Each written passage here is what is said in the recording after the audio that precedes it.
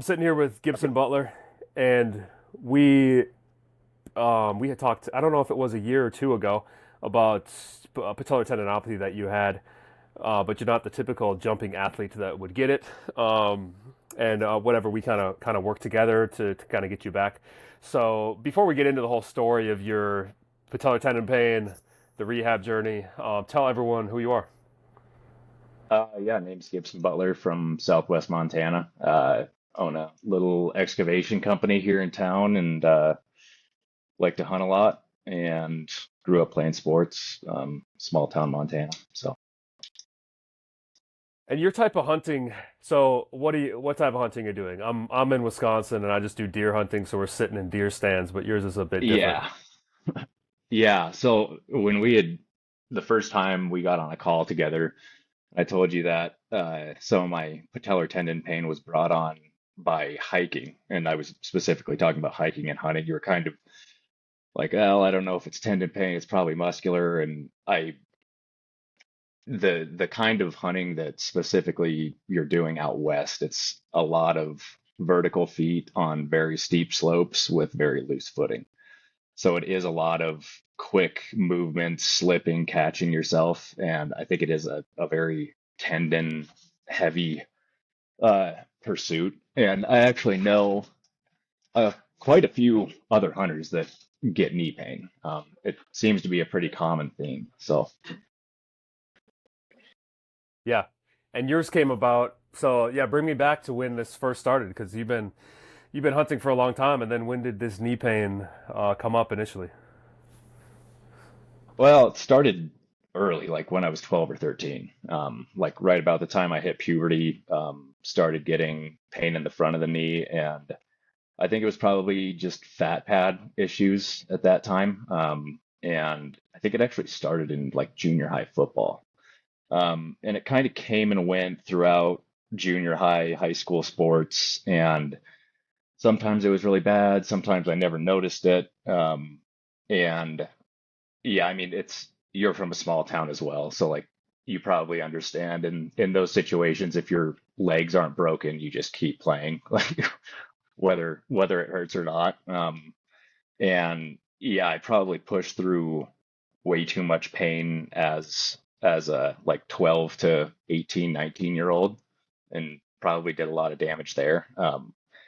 And then continuing into college, I it was kind of the same thing on and off. If I played like a bunch of pickup basketball back to back, it would flare up, and it would flare up if I had like a big like 3 or 4 days of hunting where I was doing a lot of miles and vertical feet every day, and presumably not sleeping very well because you're sleeping on rocks most of the time. Yeah. And then once I graduated college was when it got to the point where it was too much that I couldn't deal with it. And I think the reason that happened is because out of college, I got a job where I was operating equipment like excavators, dozers, and I was essentially sitting in a machine for 10 to 12 hours a day with like a lot of our jobs were pretty remote. So it was an hour and a half each way commute time. So essentially, I was sitting on my ass for 14 to 15 hours a day. And then on the weekends, I would go and do the same stuff that I had always done, hiking and hunting. And I just think that difference in activity levels from the weekdays to weekends when I was hunting really flared it up. And I was actually on a hunt in Idaho and was up kind of in these cliffs, and it just the pain got so bad that I just had to turn around and go to the truck. And I could barely make it to the truck, like hardly putting any weight on my left leg. And that was kind of my point where I realized I really needed to figure out something to fix it because it was gonna keep me from doing what I love to do, which is hunting. Yeah. When you were sitting all day, did you get that? Usually, people with patellar tendon pain, like the sitting just gets this fluid buildup and you feel this pressure. Did you get sitting pain from sitting so much? Yeah, yeah, and I would have to like straighten my leg every so many minutes to get relief from it. But yeah, I mean, to this day, if I'm in like a airplane and I can't straighten my leg, it bothers me. Yeah. Yeah. So when you talk about going hunting and this this vertical covering all this vertical ground, is it more so when you're going down the hills, right? That's when it really will flare it up. For sure. Yeah. Yeah. I can go uphill for as long as I need to. It's the downhill that has always been the problem. Yeah. So I guess you probably spent a lot of time looking into tendons, developing all this knowledge that a normal person probably doesn't need, but if you have the pain, you kind of dig into everything. But do you think when you were a kid, like you were kind of pushing through stuff, you kind of said maybe you thought it was a fat pad thing or something.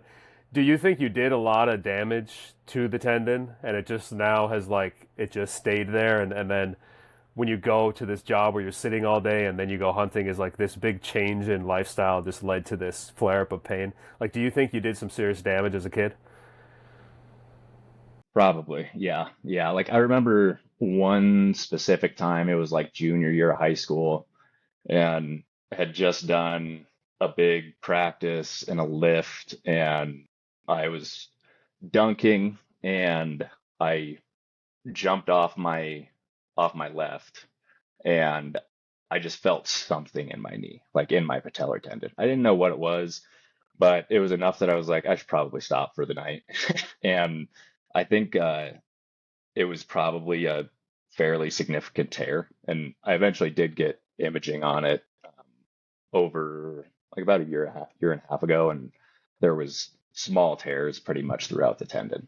Um, and yeah, I think I did a lot of damage as a kid, and I mean, at that time, it was like you go to your sports trainer and say, "Hey, I've got this knee pain," and they're like, "Okay, take some ibuprofen and put this strap on it," you know?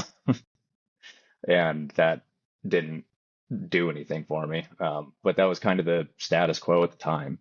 I think there's probably a lot of people out there that are still doing that. I mean, I certainly like I didn't know how to fix it until I came across your stuff. Yeah.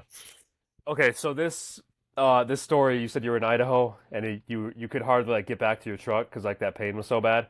Um, Usually when someone has this kind of buildup of patellar tendon pain where they hit a moment where it's like okay it's too bad, they've usually had like many other events where like it's not as bad and then or like it maybe just builds up and gets worse and worse. Were you having, you said on the weekends you were going hunting, were you having like many weekends consecutively where it was like just bad every time you're going hunting and then finally this one day is like so bad where you think you need to do something?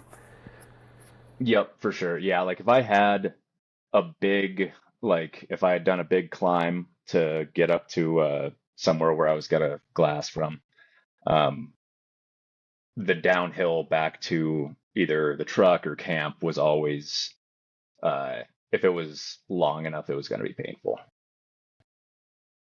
And with the type of loads you're carrying, like what do you have in your backpack? If did you feel like a Yeah, so yeah. that's a big part of it too. Depending on the kind of hunt you're doing, my day pack is anywhere from 20 to 30 pounds. But if you're doing a multi-day backpacking trip, depending on how much stuff you bring, it'll be anywhere from 45 to 60 pounds on your back the whole time. So you can imagine how much stress that adds. Yeah. And you're doing this type of hunting. What are you hunting? You're hunting elk? What kind of animals? Yeah, I pretty much focus on elk. That's my favorite, but I actually do a decent amount of whitetail hunting in Montana. But elk, mule deer, whitetail, antelope, pronghorn, but by far the most physical is elk. Yeah. So I'm imagining you like limping around, not being able to like get back to your truck. What if you actually did get an animal and you had to pack it out? Like, what were you thinking? That sounds like it'd be impossible. I had two friends with me. I had two friends with me, so I would have leaned on them heavily to help me get it out. But yeah, it wouldn't have been pretty. Yeah. Okay, so you have that hunt and it's like you're thinking I need to do something about this. What do you do next? So I had heard all about the knees over toes stuff, and I I did that for. I actually wrote down like a timeline here because there's so much stuff that's happened. I wanted to make sure I got it all, but Yeah. I did knees over toes for 6 to 8 months, and I think it made me worse. Um, I I was to the point where I couldn't engage my quad muscle, and none of those exercises allowed me to do that. Like I didn't get a quad burn or a quad pump for probably 3 or 4 years until I found your stuff. And then after that 6 months, I got through it and was like, okay, I've done this for this long. I have zero results. I have to start looking into other things. And I'd heard about PRP and stem cells and all these sorts of injections you could get that people say help. So I started looking around for places I could go get looked at for that.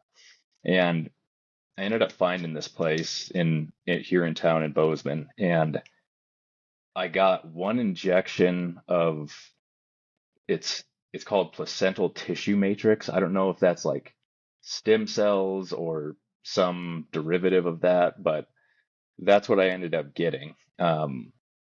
And like 1 or 2 months later, going in for my follow-up, I pretty much just told the guy like I'm still in a lot of pain.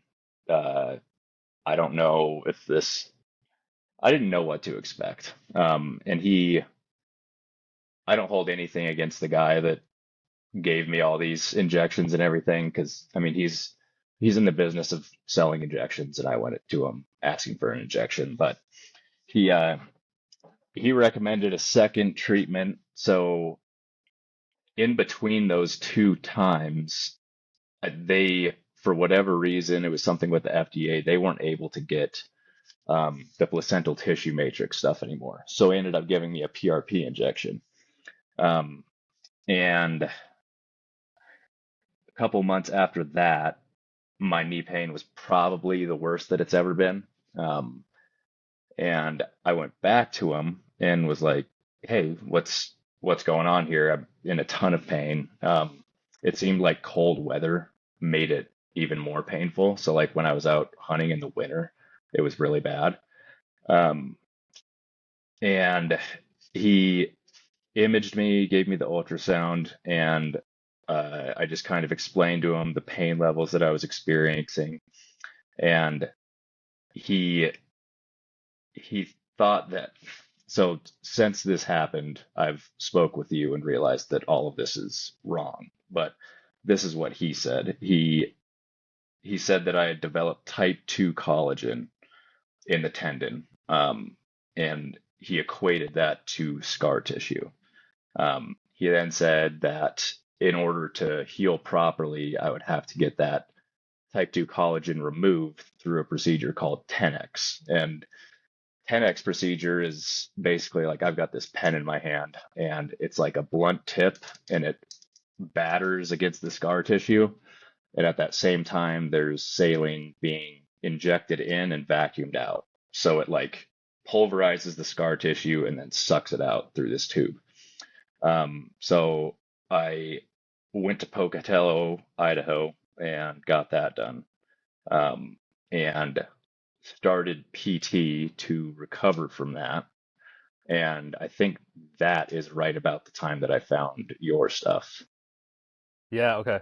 Um, yeah, that's okay. I'm kind of bringing back that phone call because I forget a lot about that. But yeah, the type 2 collagen. I guess Yeah. that would be, it's more like a cartilage type protein. And I guess you can get, or cartilage type collagen, which can get in there, but I don't know how they could see that or make sure that that's what it is. But yeah, you don't, that's the thing Yeah. is like you Yeah. don't, a lot of people have it in their tendons or they have calcifications in their tendons, and it's like you don't ever need to remove them to get better. A lot of people are functioning fine with calcifications, and yeah, there's a lot of asymptomatic calcifications. So to say that someone needs to get this taken out to get better is just not true.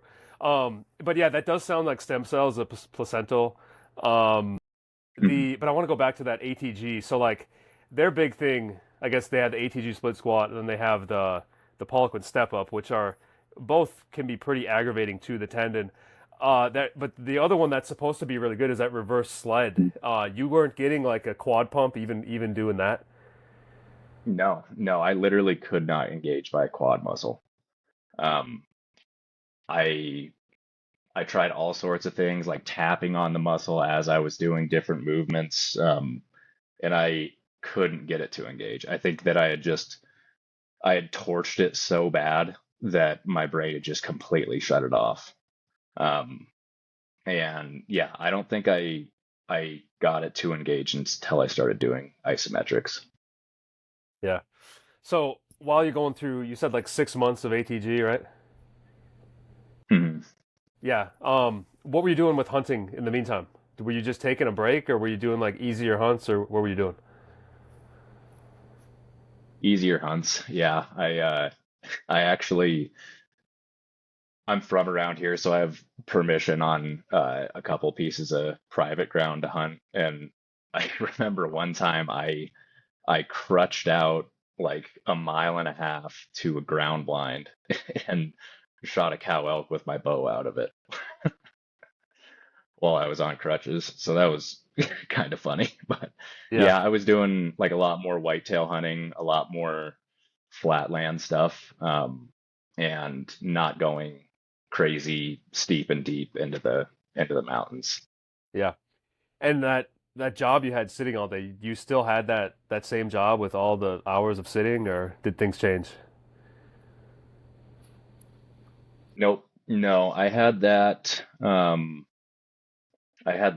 from I think the time I was 22 to like 24, and I was 24 when that hunt in Idaho, uh, and my knee point pain just reached a breaking point.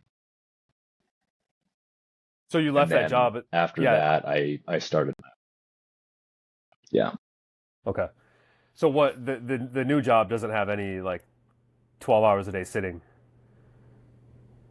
it does, but that's more like that's probably 25% of my time is running equipment now, and 25% of it is admin stuff, office work, and then 50% is running around to different job sites and lining guys out, talking to clients, Okay. estimating, bidding, that kind of stuff. Yeah. So a little more active. And So I when have more time to work out now, so I have more time to go to the gym. yeah. The the stem cells, when you got that stem cell injection, what was the guidance for what to do? Were you supposed to just take it easy for a few weeks after that, a few months, or what? Yeah, I'm trying to remember exactly what it was. I think it was like a week of non-weight bearing and then slowly reintroduce activity, but there wasn't any recommendation or insistence on physical therapy or anything to help build muscle to recover from it. But yeah, it was a week of non-weight bearing and then slowly getting back to normal was in theory what was supposed to happen.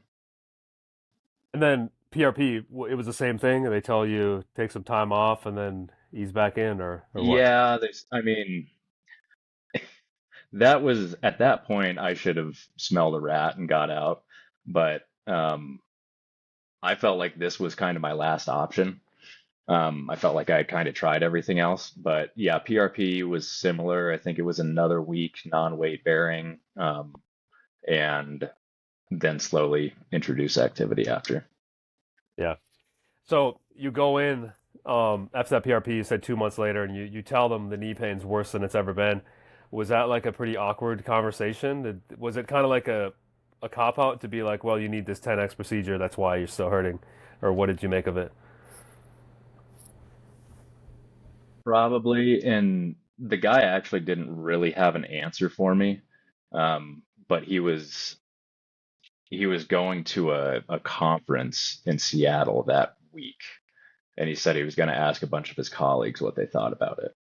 And that's what he came back to me with after he had gone to Seattle. Um, I don't, I think that guy actually believes that he was doing the right thing. Um, but I know that my result was my knee pain was worse than it had ever been. Yeah. It's, Yeah. yeah. So after that 10x, how did you feel after that 10x procedure? I mean, I've had a few people go in and do it, and it seems like kind of, I mean, definitely less invasive than going in and making this huge scar and like really cutting the tendon. But yeah, how did you Mm. feel after that? Like, was it another period of rest and then get back to? I mean, then they gave you physical therapy, so that must have been good. Yep, yeah, and the physical therapy was what kind of started me. And my physical therapist was great. But uh, the physical therapy was what kind of started my process to finding your stuff. And I honestly can't remember how I first found you. Um, but yeah, it's hard to say what I felt from the 10X and what is residual effects from everything else that I had done because it just hurt all the time. Like, I don't know exactly what it was hurting from, but I think after the 10X, I started feeling better, but I don't know. I'm almost certain it wasn't from that procedure. It was just from the fact that I had a good physical therapist working with me. Yeah. So me and you get on this phone call. I kind of today, or actually a few months ago, you had sent me a podcast. You had been on a hunting podcast because you were Mhm. talking about kind of your knee pain journey. So I was listening to that today and kind of brought back to our first phone call. I kind of forgot what happened, but we had got on the phone call and then maybe a few minutes in, I realized you didn't have my jumper's knee protocol. So I was like, well, I'll just send it to you, and you need to start running this or incorporating it. Um, yeah, can you go back to that phone call? What do you remember about that our first interaction? Well, I remember throughout this whole time period, like since I was 12, nobody was ever, I never really got a good diagnosis on what was wrong with my knee. And even if somebody did say, oh, you've got tendonitis, tendinopathy, nobody knew how to fix it. But once I found you, I was like, oh, this guy's whole thing is fixing tendinopathy in the patellar tendon. So that was kind of a big aha moment for me. And then once I started running JKP, the biggest thing that I noticed was that I couldn't cheat the isometrics. Like I had to engage my quad muscle.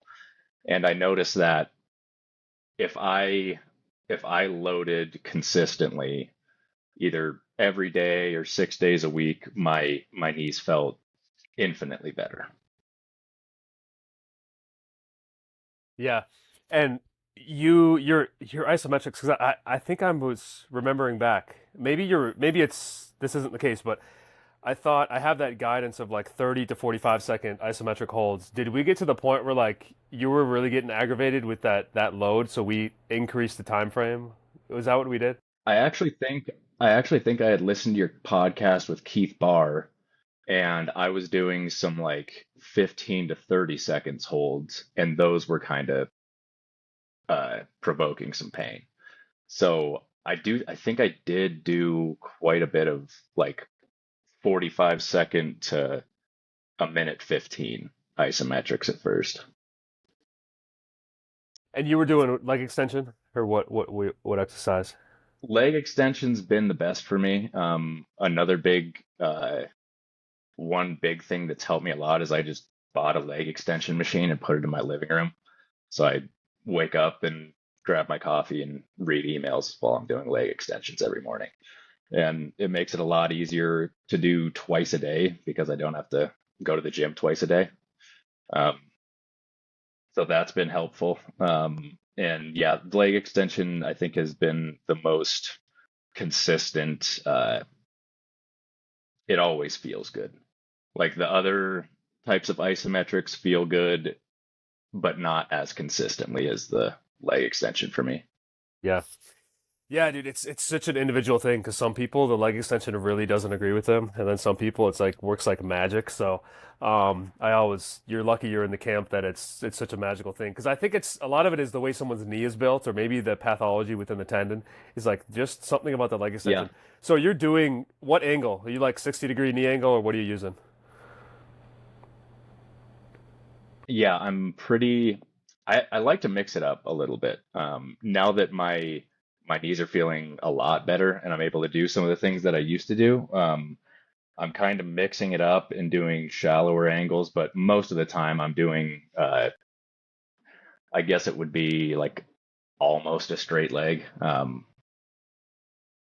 like a pretty flat angle. Yeah. So you go through this 10x, you get the physical therapy, you start kind of running jumper knee protocol. What was that process like? How long was it before you like really starting to notice some pain relief and some like quad strength and size coming back? Um, Probably a couple. I think there was some pain relief right off the bat, just just from doing isometrics. I think that it had some kind of effect where it just made my knees feel better. Like it was almost like they would warm my knees up for the day. And then as far as like ability to like jump and land and cut, that started coming back probably 3 or 4 months into it. Um, Doing all that without pain. And now I'm to the point where like I could go play like a game of garbage pickup ball at the gym right now and just like kind of take it easy and but I can run the court, I can jump. I'm not cutting super hard or exploding really hard. But my goal is to be dunking again by January. So we'll see if that happens. Yeah. So when we had that call, I think we always talk about like goals, and you still had the athletic goals. It wasn't just I want to go hunting again. It was that you wanted to do those things, right? Yeah, I mean, hunting is a huge part of it. Like that's the goal is to just be uninhibited in the woods, like and never have to worry about pain in my knees when I'm out there. Um, but I think I just want to dunk again because I used to be able to do it pretty well and I can't anymore, and that pisses me off. So I think it's a benchmark to know that I'll be back, I guess. Yeah. Okay, so you're going these many months doing the jumper knee protocol. You're getting all the like quad strength size legs. The legs are coming back. How did you go about doing these hunts again, where you're actually going down hills and you have weight on your back? Yeah, how did you kind of was that something where you gradually built it up, or how'd you do that? I was on a hunt. Uh, I'm pretty bad at saying no to going on a hunt, so I probably did a lot more pushing through pain than I should have again. But I was in Arizona this last January on a deer hunt, and funny enough, my one of my best friends that I was down there with, he has knee issues as well that have just kind of come up in the last year or two, and his are all from hunting. Like he wasn't a jumper in school. I think he played like water polo, and he started to get what I think is patellar tendinopathy based on his symptoms just from hunting. And he and I were doing split squat isos at the bottom of the mountain and the top of the mountain before we went up and before we went down to get warmed up for it. And I actually think that helped quite a bit. But there's pain here and there, not nearly as much now. But I probably go to a way more like posterior chain dominant way of moving down the mountain than I would. Yeah, yeah. It's yeah, that's what I was gonna ask with the flare ups because I Hello? mean the Oh, power is like at least you're aware of like you know you're not saying no to hunts and you're still gonna go do it. But it's I think in the past because I've had it, many others have, where it's like you flare up the pain and you feel helpless and you feel like clueless of why is this happening again. But Mhm. if you realize it's just part of the process, like flare ups are completely normal because you're gonna go and do something stupid. But it's like the tendon will usually settle down if you just give it time, and then if you give isometrics, that can maybe accelerate the settling down of the tendon. And as long as you keep building the quad strength, like that is you're going to be your best protection of the patellar tendon instead of just sitting on the couch. But when you go through and you say you do something stupid, you don't say no to hunts, and you know you're going to be dealing with some pain. How do you deal with it? Deal with the pain. Yeah, afterwards, like if you Um, know you did too much, you're going to be kind of feeling not so good for a few days later. oh, oh, like once I get back. Yeah, usually, so when I got back from Arizona, I think I took 3 days off, like completely. And then I started with long hold isometrics and just some slow, heavy squats. And that seemed to be a pretty good recipe for it. Like probably, probably a week after I was back, I felt good again, Yeah, yeah, like back to normal. yeah, that's typical. Did you try any other? I mean, you had this for so long. Were you trying like they make this patellar brace or that strap that you put on? Were you like researching other things and trying other things to try to relieve the pain? Yeah, I was. I I did BPC 157 for a little bit, and honestly, I'm to the point now where I've just fallen for every snake oil salesman that there is out there. So I really wish that I could get a good placebo effect from something like that, but at this point, I kind of assume that everything's bullshit. So I don't get placebo from much. I do take some collagen, and I don't know if that helps or not, but I take it just in case. And um, try to eat a healthy diet. I eat a lot of wild game meat, obviously, and I make the burger myself, so I know that it has a lot of the like silver skin and tendon tissues in it. So I assume I'm getting a lot of collagen from that. And then, yeah, just trying to eat my veggies and take vitamin C, and that's about it. Yeah. Um, I did learn that the hard way with the how much I think how much collagen is in hamburger meat because we I had got a couple white-tailed deer, maybe three last year, or our family did, and my mom had this Hmm. big jar of like meat that was going to be ground up for hamburger, and I just saw it and I'm like Hmm. I'm gonna cook this on the stove and eat it as like a steak, Yeah, or like little pieces, and it's just disgusting. Like it's yeah, so chewy and it doesn't. yeah. I couldn't even eat it, so I just gave it to the dog, but. I think when you have that hamburger meat, there is actually like quite a bit of the collagen protein in there, because it's There there's so has much to be. yeah, there's so Yeah. much tendon and fascia and stuff that just is not easy to chew. So it's like I think anything that's not easy to Hmm. chew is gonna have like a tendon is what if you cut off the deer Achilles tendon and tried to chew it, that's not an easy thing to chew. Versus any muscle meat is Yeah. easy to chew. But yeah, I do think you get a lot of collagen that way. As far as like you're still not like at 100%, right? What would you say you're at? No, I'd say I'm probably 75. Um, and I find that like as I've done isometrics and ran JKP over the last, I think I started in March of last year. Um, I've just since I've learned to engage my quad again and learn to load it again, being able to load up a really heavy squat helps a ton. Like the day after, and even the same day that I do heavy squats, like 4 reps for 10 sets, my knees feel amazing. Like I'm jumping around like a kangaroo, zero pain at all. So that's been kind of interesting, and I think that's been really helpful. Just being able to really load up a barbell and do some squats, I think has been really good for me. And I think if I just stay on that path and keep doing the right things and try not to beat up my tendon too much throughout the summer, uh, I'll probably be coming close to 100% by fall. Yeah. As far as like, so you've spoken like leg extension, you using leg extensions a lot. You feel the benefit from the squats. Would those be because everyone has like the thing that they personally feel the best from? Are those kind of the two big things for you? Is like the leg extension ISO and then heavy squats?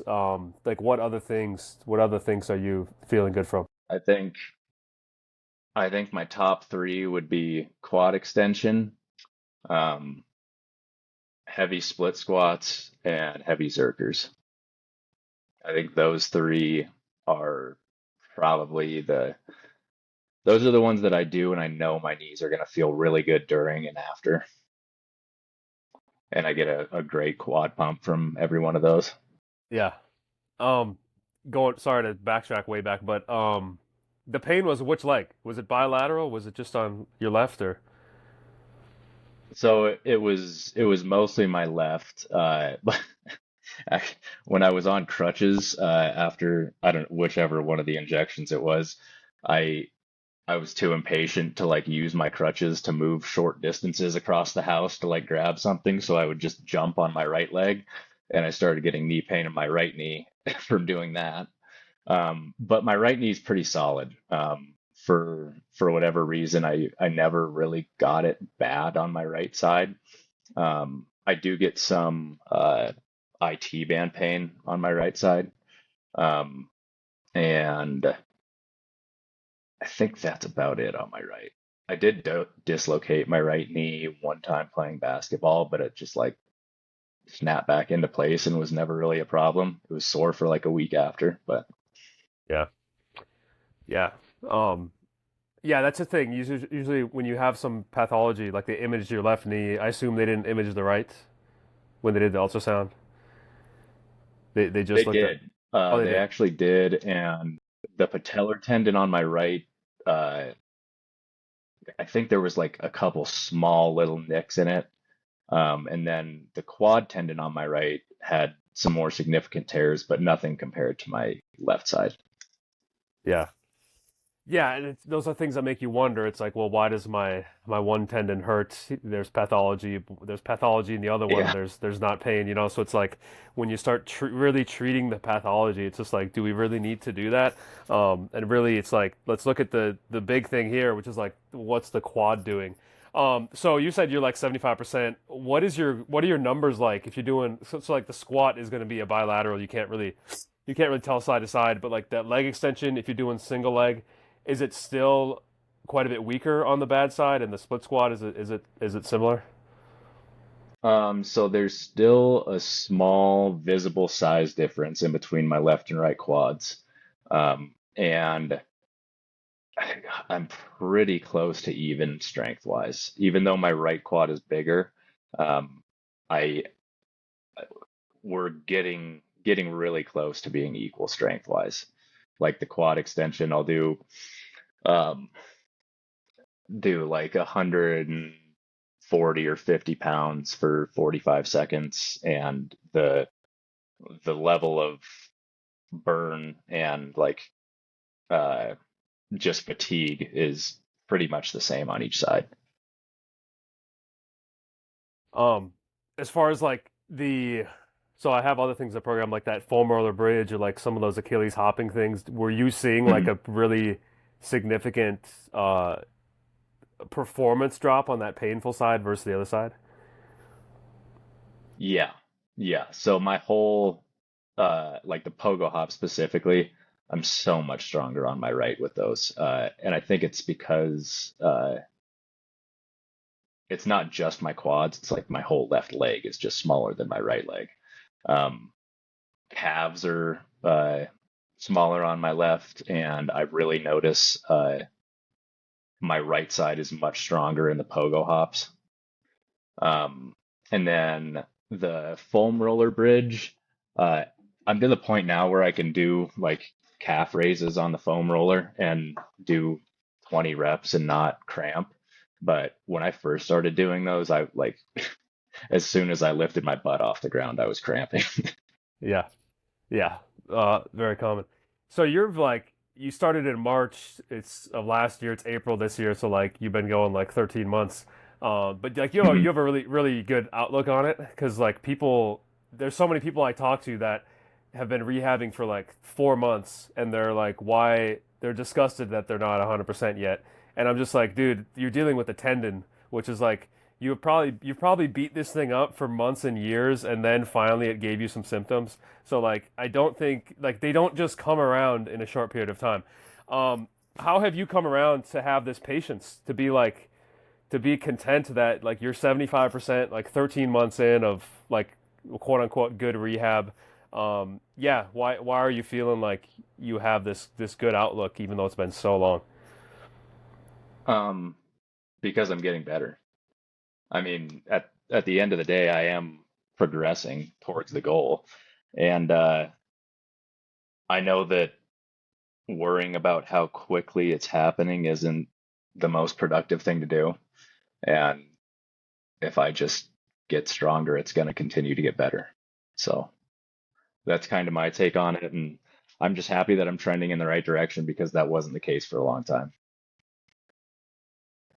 All right. Yeah, man, I think we covered everything I want to cover here. If you yeah, if you have some closing remarks, because I'm kind of doing these these case studies of people that have had that I've dealt with personally. You know, they've come to me with really bad patellar tendinopathy or yeah, any tendon pain, and they go through rehab, they get better, and they're back to doing what they want to do. Yeah, if you could talk to yourself way back when you had first started, what kind of advice would you have given yourself? When I was 12, or when I Yeah, I first get. started Well, I JKP, guess probably not like that when I early, because first got knee what pain. yeah, when you first like you had that first hike in Idaho and it was like you were kind of you didn't know what to do and you went through this bad route. Yeah, what kind of thing? Yeah, biggest piece of advice would be very wary of people claiming to have a magical cure to it, um, and load it, load it as much as you can, and if it gets mad at you, stop. But if it doesn't, keep going. Yeah, perfect. Um, yeah, man, tell people where to find you. You have a hunting business out there or what do you do? What are you doing out there? No business around hunting. I just do that for fun.